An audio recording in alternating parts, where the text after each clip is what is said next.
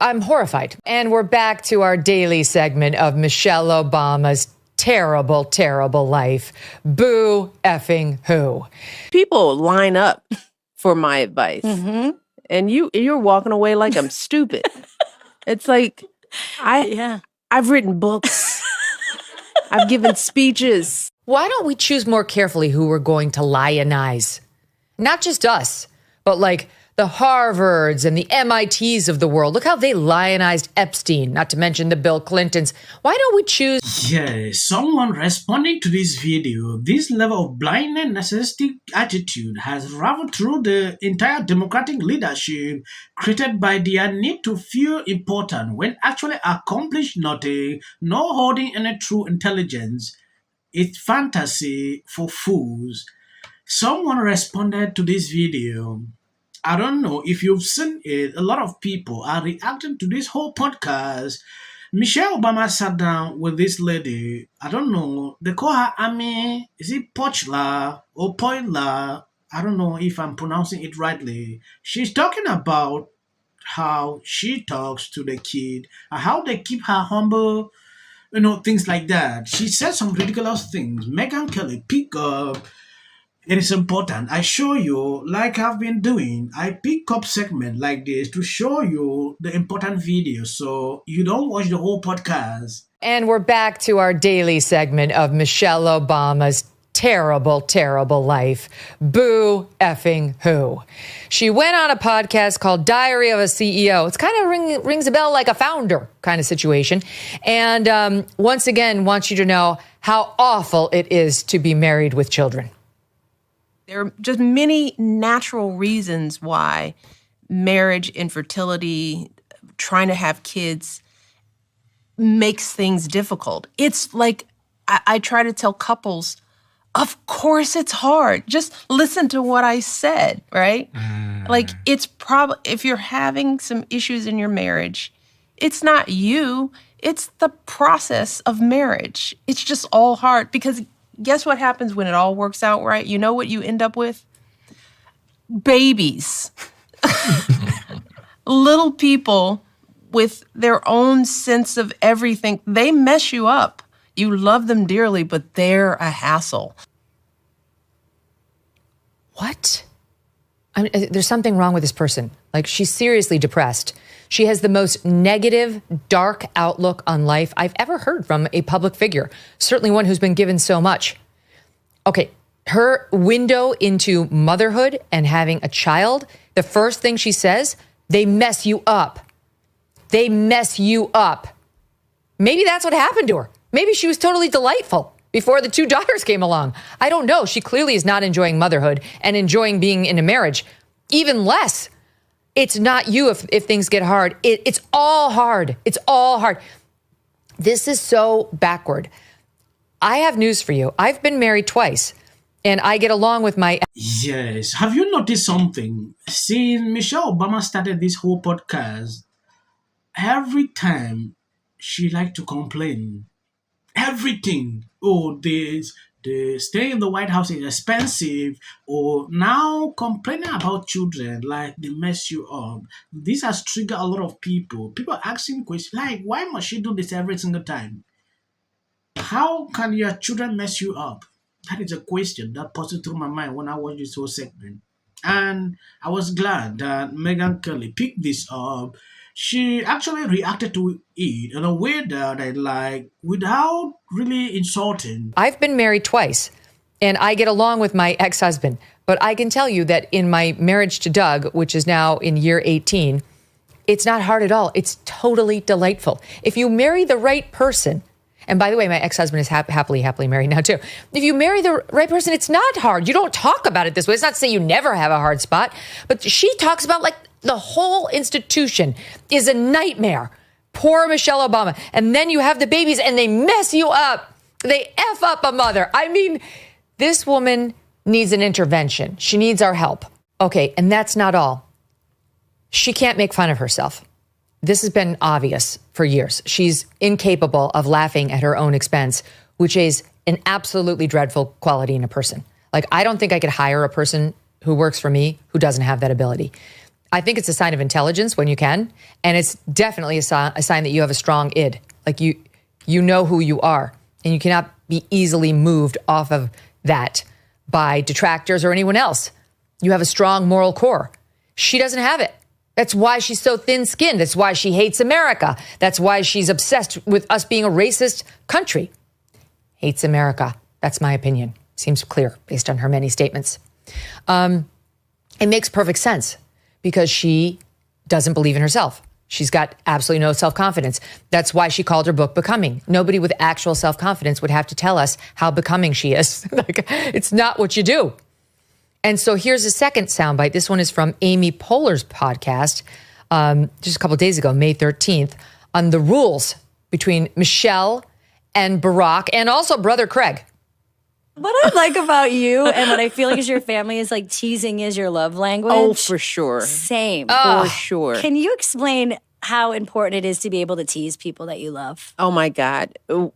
This is funny because both Barack and Craig will say that I don't let them tease me. See, we have a deal, Barack and I, in our marriage, and it started very early. It's like, I can tease you, but you cannot tease me. You know, so when he does, I was like, It's not funny. wait a minute.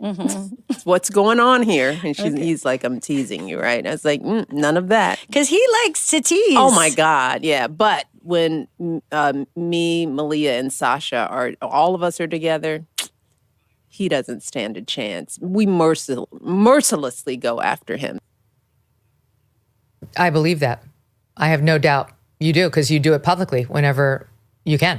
When was the last time you said anything kind about him? Like, it's a 99-to-1 ratio in your public comments. So that's their rule.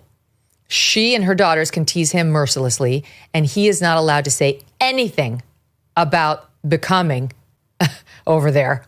And actually found a way to bitch and moan about how hard it is to live in the White House. When you walk through a storm, keep your head held high. Big debate going on in my comments right now about Barack Obama. Yes, if you've been following me for some time, you realize I always respect people the way they are. I've been watching a lot of people on my comment section, especially when I react to videos like this when it concerns Michelle. Someone told me, oh, I should not call her, I don't always like to believe in that. I just want to report the news so you can get. The main reason I decided to react to this video is the fact that she was talking all this way. That has been a thing that I've noticed. Complaints, either that, either this. That has been the issue with me. I posted this video the other day. If you never saw that, take a look at the whole clip. Big debate going on in my comments right now about Barack Obama. A lot of people think that Obama is the one that started the foolishness that we're experiencing right now, and he perpetuated race relations to the level that it is today. The ones who think that he didn't do anything but get elected as a black man, of course, are the liberals and the victim mentality people. And I'm here to tell you that the reality of the matter is he did cause racial division in the United States. Barack Obama is somebody who's well off. He grew up well off. He grew up in a great family. He is the cousin of Dick Cheney. Barack Obama did not experience any of the hardships of what black Americans in the ghetto may or may not have experienced. So after the death of Trayvon Martin, for him to get his privileged ass up there and say the things that he said, instead of being realistic and following the statistical facts, he caused racial division. He validated white supremacy, which is not a problem in the United States. That is a Democrat talking point, which is a boogeyman, meaning it's a mythical monster that doesn't exist, but people still fear it. Then he went on to lie about the interactions between the police and the black community, deciding instead of sticking to the reality of the true interactions between black men and the police, he decided to go the way of the propaganda. What he did was empowered a lot of uneducated, ignorant people to do what we have seen uneducated people doing since his presidency. You understand? The cruise ships, the Austin Metcalf debacle, you name it, the summer of burning down cities, the peaceful protests, all that shit like that. Obama was the beginning of that. Yes, you might be wondering why I decided to attach this clip with this Megyn Kelly video.